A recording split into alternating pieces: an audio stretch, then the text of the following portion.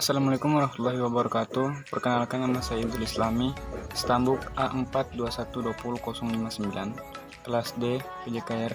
Baik, di sini saya akan menjelaskan tentang alam pikir manusia dan perkembangannya. Ilmu pengetahuan alam bermula dari rasa ingin tahu yang merupakan suatu ciri khas manusia. Manusia mempunyai rasa ingin tahu tentang benda-benda di sekelilingnya, alam sekitar, angkasa luar, bahkan tentang dirinya sendiri.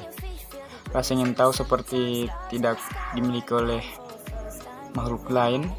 Jelas kiranya bahwa rasa ingin tahu itu tidak dimiliki oleh benda-benda tidak hidup seperti batu, tanah, api, angin, dan sebagainya.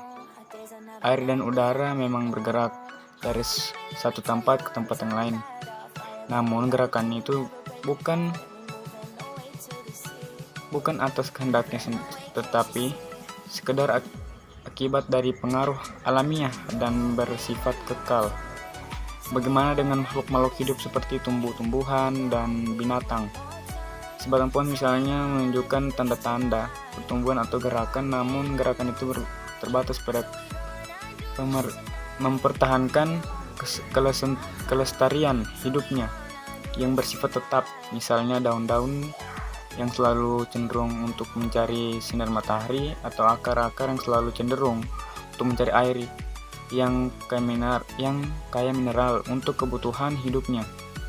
Kecenderungan semacam ini nampak berlangsung sepanjang zaman.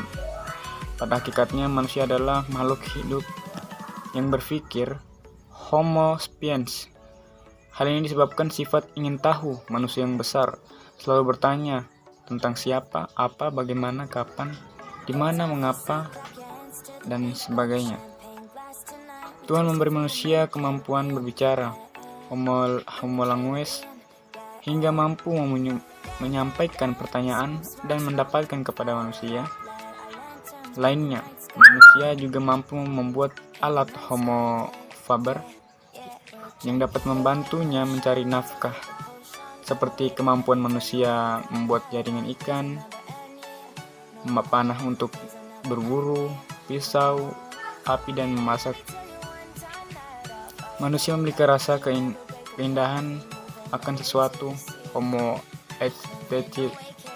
aestheticus, hingga muncullah para perancang bangunan, model pakaian, adat istiadat suatu daerah disebut. Manusia juga mampu melakukan jual beli, homo economicus, seperti yang terjadi di pasar. Manusia melakukan jual beli terhadap hasil kerjanya. Manusia diberi kelebihan dalam segala hal dibanding makhluk lain. Perkembangan tubuh manusia mulai sejak berubah sel sederhana, selanjutnya secara bertahap menjadi manusia sempurna. Sel sederhana berasal dari kromosom sperma yang identik dengan kromosom sel telur.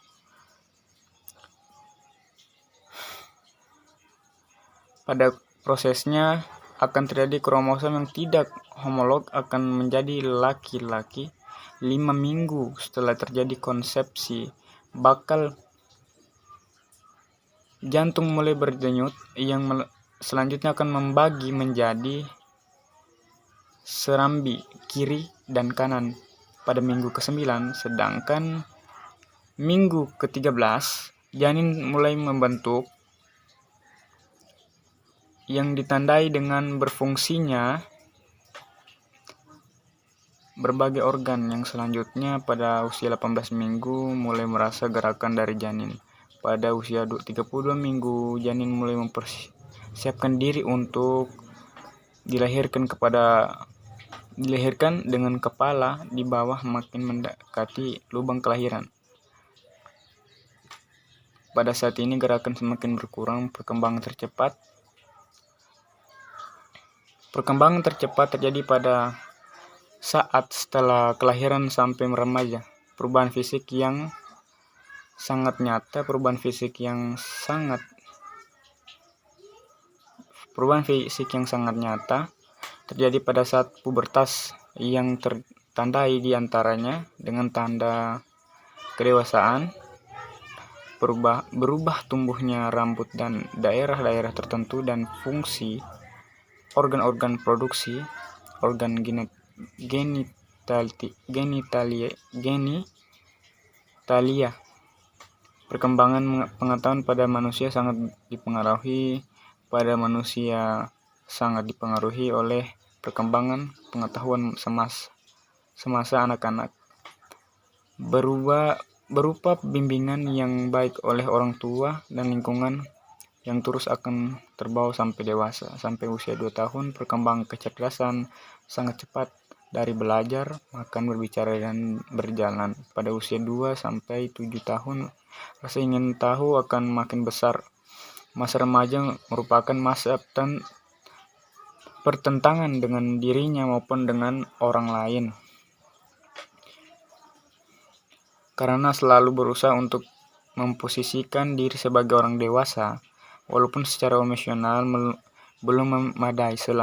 Selanjutnya, setelah usia 30 tahun, mulai dapat mengendalikan diri dan mampu menempatkan diri sebagai individu yang bertanggung jawab.